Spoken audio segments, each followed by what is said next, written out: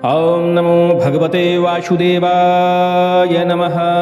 आज आप दिव्य विष्णु भुजंग प्रयात शक्तिशाली स्त्रोत श्रवण करने जा रहे हैं। भगवान श्री हरि की कृपा पाने के लिए इस स्त्रोत का हमें नित्य प्रतिदिन श्रवण करने का प्रयास करना चाहिए। इस स्त्रोत का पाठन करने से और श्रवण करने से समस्त प्रकार की नकारात्मक ऊर्जा दूर होती है, दारिद्रता का नाश होता है, रोग व्याधि कष्ट संकट विघ्न विपत्ति टल जाते हैं और समस्त प्रकार की ग्रह बाधाएं शांत होती हैं। श्री हरि की विशेष कृपा की प्राप्ति होती है। चलिए श्रवण करते हैं दिव्य विष्णु भुजंग प्रयात स्त्रोत, जो कि हमने पूर्ण 5 पाठ आपको श्रवण कराने के लिए उपलब्ध कराए हैं। श्री हरि का ध्यान करिए और लगातार इस स्त्रोत को श्रवण करिए। चिदंसं विभुं निर्मलं निर्विकल्पं निरीहं निराकारमोङ्कारगम्यं गुणातीतमव्यक्तमेकं तुरीयं परं ब्रह्मयं वेद तस्मै नमस्ते। विशुद्धं शिवं शान्तमाद्यन्तशून्यं जगज्जीवनं ज्योतिरानन्दरूपम् अधिक्देशकालव्यवच्छेदनीयं त्रयीभक्तियं वेद तस्मै नमस्ते। महायोगपीठे परिभ्राजमाने धरण्यादितत्त्वात्मके शक्तियुक्ते गुणास्करे वह्निबिम्बार्धमध्ये समासीनमुङ्कर्णिकेष्टाक्षराब्जे शमानोदितानेकयेन्दुकोटिप्रभापूरतुल्यद्युतिं दुर्निरीक्षं न शीतं न चोष्णं सुवर्णावदात प्रसन्नं सदानन्दसंवित्स्वरूपं सुनासापुटं सुन्दरभ्रूललाटं किरीटोचितकुञ्चितस्त्रीग्धकेशं स्फुरत्पुण्डरीकाभिरामायताक्षं समुत्फुल्लरत्नप्रसूनावतंसं लसत्कुण्डलामृष्टगन्धस्थलान्तं जपारागचूराधरं चारुहर्षम् अलिप्याकुलामौदिमन्दारमालं महोदे स्फुरत्कौस्तुभोदारहारं सुरत्नाङ्गदैरन्वितं बाहुदण्डैः चतुर्भिश्चलत्कङ्कडालङ्कृताग्रैः उदारोदरालङ्कृतं पीतवस्त्रं शतद्वन्द्वनिर्धूतपदभाभिरामं स्वभक्तेषु सन्दर्शिताकारमेवं सदा भावयन् सन्निरुद्धेन्द्रियाश्वदुरापं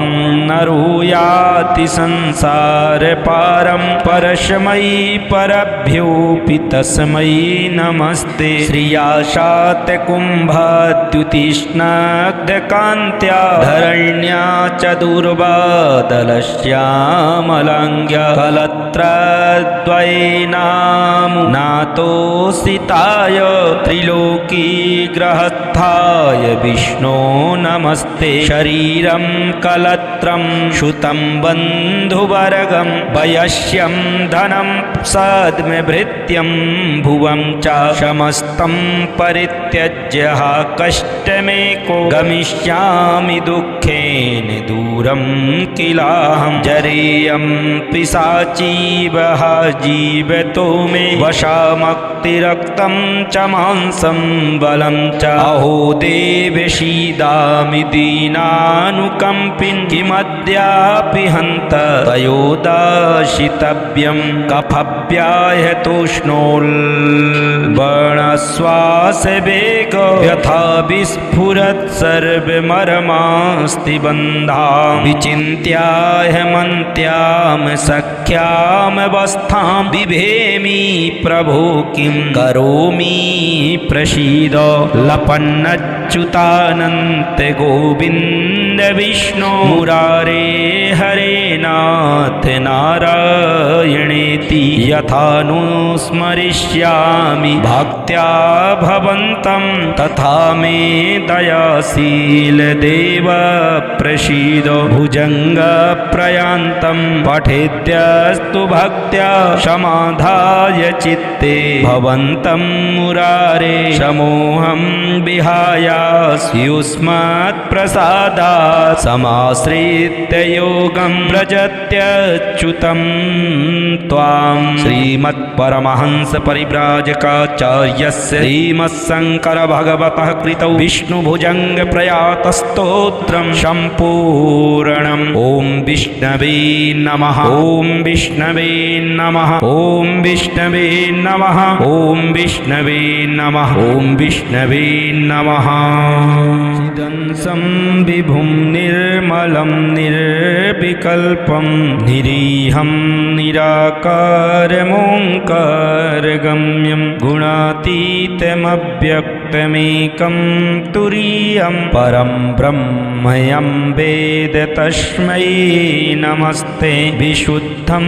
शिवं शान्तमाद्यन्तशून्यं जगज्जीवनं ज्योतिरानन्दरूपम् अधिक्देशकालव्यवच्छेदनीयं त्रैवक्तियं वेद तस्मै नमस्ते। महायोगपीठे परिभ्राजमाने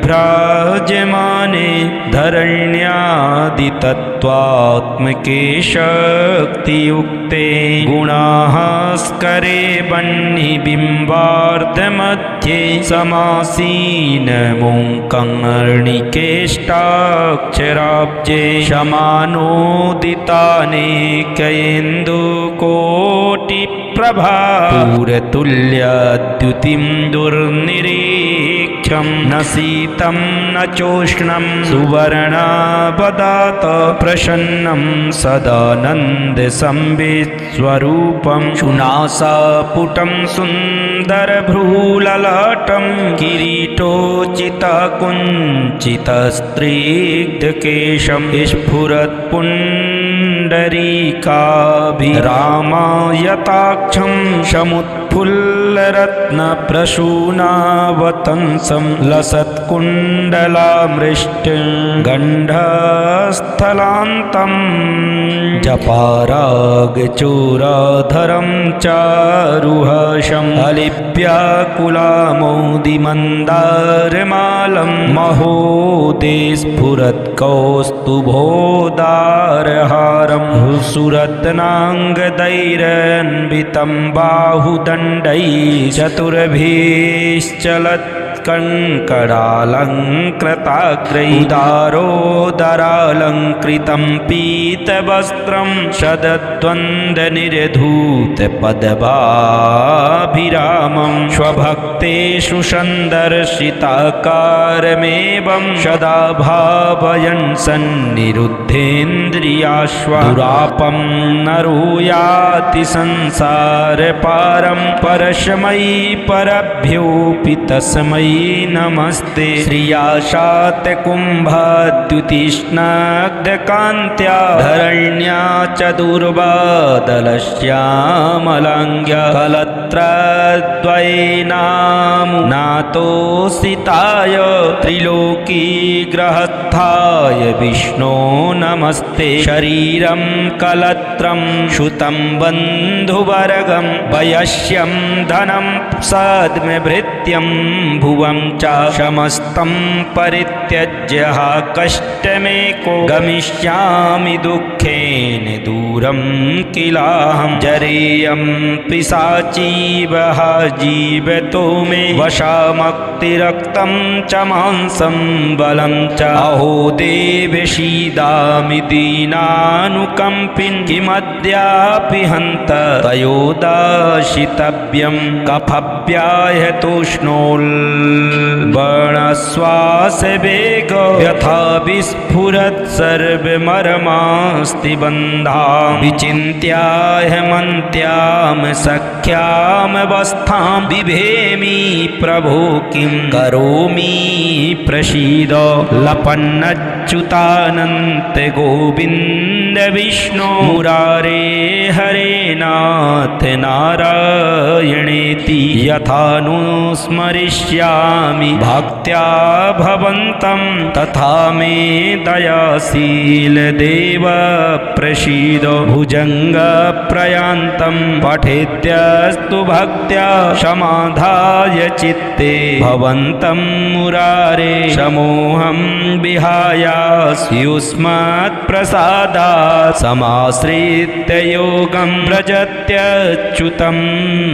त्वां श्रीमत्परमहंस परिव्राजकाचार्यस्य श्रीमत्शङ्कर भगवतः कृतौ विष्णुभुजङ्ग प्रयातस्तोत्रं सम्पूर्णम् ॐ विष्णवे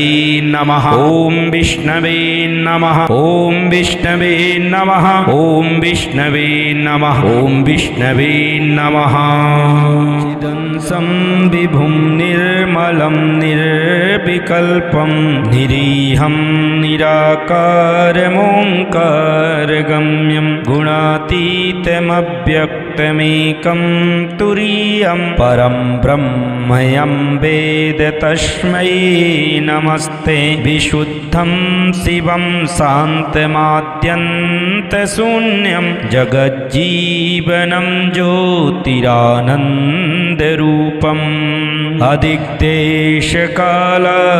व्यवच्छेदनीयं त्रयीभक्तियं वेद तस्मै नमस्ते महायोगपीठे परिभ्राजमाने धरण्यादितत्त्वात्मके शक्तियुक्ते गुणास्करे वह्निबिम्बार्धमध्ये समासीनमुङ्कर्णिकेष्टाक्षराब्जे समानोदितानेकयेन्दुकोटिप्रभा पूरतुल्यद्युतिं दुर्निरीक्षं न शीतं न चोष्णं सुवर्णावदात प्रसन्नं सदानन्दसंवित्स्वरूपं सुनासापुटं सुन्दरभ्रूललाटं किरीटोचितकुञ्चितस्त्रीग्धकेशं स्फुरत्पुण्डरीकाभिरामायताक्षं समुत्फुल्लरत्नप्रसूनावतंसं लसत्कुण्डलामृष्टगण्डस्थलान्तं जपारागचोराधरं चारुहशं अलिप्याकुलामौदिमन्दारमालं महोदे स्फुरत्कौस्तुभोदारहारं सुरत्नाङ्गदैरन्वितं बाहुदण्डैः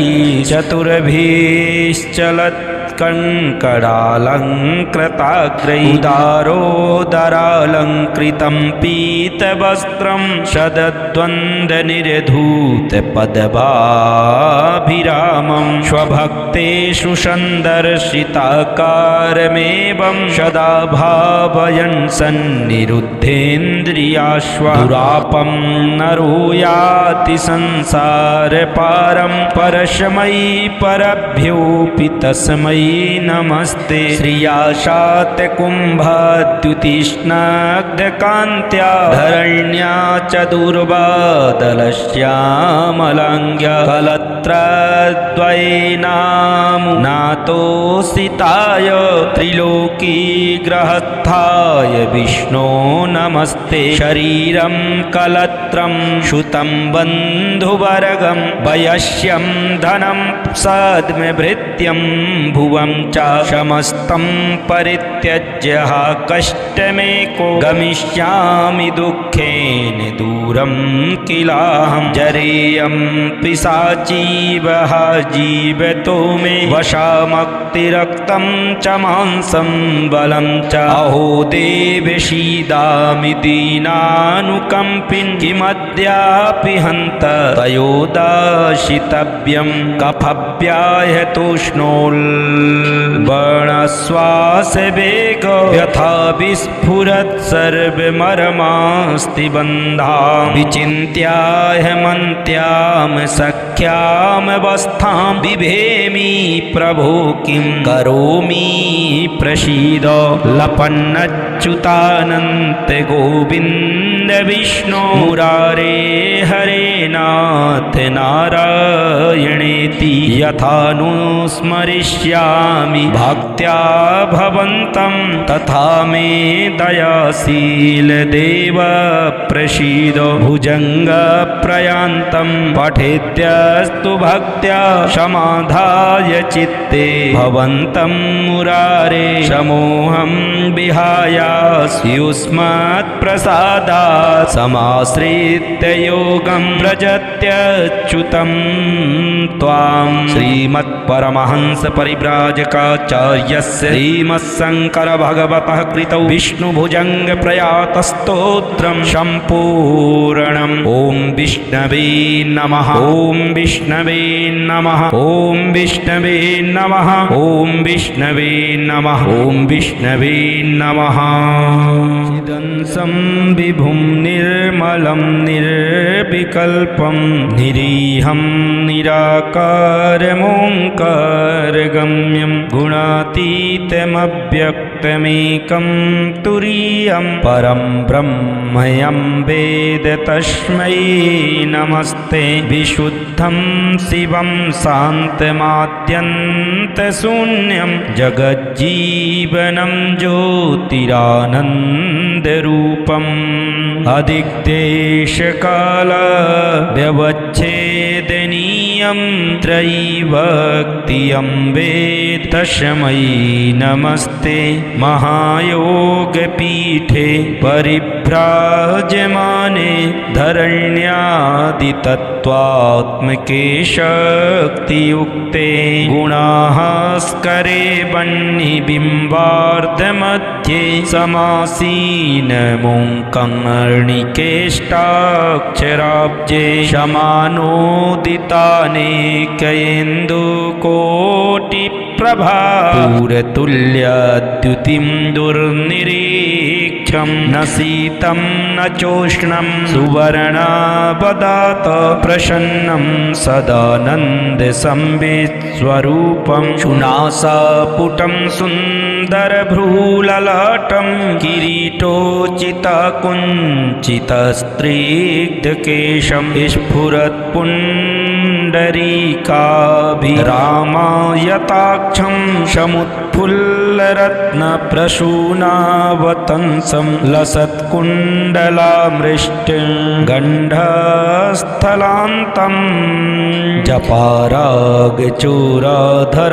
चारुहर्षम् अलिप्याकुलामौदिमन्दारमालं महोदे स्फुरत्कौस्तुभोदारहारं सुरत्नाङ्गदैरन्वितं बाहुदण्डैः चतुर्भिश्चलत् कङ्कडालङ्कृताग्रैदारोदरालङ्कृतं पीतवस्त्रं शतद्वन्द्वनिर्धूतपदभाभिरामं स्वभक्तेषु सन्दर्शिताकारमेवं सदा भावयन् सन्निरुद्धेन्द्रियाश्वदुरापं नरो याति संसारपारं परस्मै परभ्योऽपि तस्मै नमस्ते श्रियाशात कुम्भात्युतिष्णाग्धकान्त्या धरण्या च दुर्वादलश्यामलाङ्ग्या कलत्रद्वयेनामुनातोषिताय त्रिलोकीग्रहस्थाय विष्णो नमस्ते शरीरं कलत्रं शुतं बन्धुवर्गं वयस्यं धनं सद्मभृत्यं भुवं च समस्तं परित्यज्य कष्टमेको गमिष्यामि दुःखेन दूरं किलाहं जरेयं पिशाचीवः जीवतो मे वशामक् रक्तं च मांसं बलं च अहो देवशीदामि दीनानुकम्पिन् किमद्यापि हन्त तयोदाशितव्यं कफव्याहतोष्णोल्बणश्वासवेग यथा विस्फुरत् सर्वमरमास्ति बन्धां विचिन्त्याहमन्त्यां सख्यामवस्थां बिभेमि प्रभो किं करोमि प्रसीद लपन्नच्युतानन्त गोविन्द विष्णु मुरारे हरे नाथ नारायणेति यथानुस्मरिष्यामि भक्त्या भवन्तं तथा मे दयाशील देव प्रसीद भुजङ्गप्रयान्तं पठेद्यस्तु भक्त्या समाधाय चित्ते भवन्तं मुरारे समोहं विहायास्युस्मत्प्रसादात् समाश्रित्य योगं व्रजत्यच्युतं त्वां श्रीमत्परमहंस परिव्राजकाचार्यस्य श्रीमत्शङ्करभगवतः कृतौ विष्णुभुजङ्ग प्रयातस्तोत्रं सम्पूर्णम् ॐ विष्णवे नमः ॐ विष्णवे नमः ॐ विष्णवे नमः ॐ विष्णवे नमः ॐ विष्णवे नमः चिदंसं विभुं निर्मलं निर्विकल्पं निरीहं निराकारमोङ्कारगम्यं गुणातीतमव्यक्तमेकं तुरीयं परं ब्रह्मयं वेद तस्मै नमस्ते विशुद्धं शिवं शान्तमाद्यन्तशून्यं जगज्जीवनं ज्योतिरानन्दरूपम् अधिक्देशकालव्यवच्छेदनीयं त्रयीभक्तियं वेद तस्मै नमस्ते महायोगपीठे परिभ्राजमाने धरण्यादितत्त्वात्मके शक्तियुक्ते गुणास्करे वह्निबिम्बार्धमध्ये समासीनमुङ्कर्णिकेष्टाक्षराब्जे समानोदितानेकयेन्दुकोटिप्रभा पूरतुल्यद्युतिं दुर्निरीक्षं न शीतं न चोष्णं सुवर्णावदात प्रसन्नं सदानन्दसंवित्स्वरूपं शुनासापुटं सुन्दरभ्रूललाटं किरीटोचितकुञ्चितस्त्रीग्धकेशं स्फुरत्पुण्डरीकाभिरामायताक्षं समुत्फुल्लरत्नप्रसूनावतंसं लसत्कुण्डलामृष्टिं गण्डस्थलान्तं जपारागचूराधरं चारुहर्षं अलिव्याकुलामौदिमन्दारमालं महोदे स्फुरत्कौस्तुभोदारहारं सुरत्नाङ्गदैरन्वितं बाहुदण्डैः चतुर्भिश्चलत्कङ्कडालङ्कृताग्रैः उदारोदरालङ्कृतं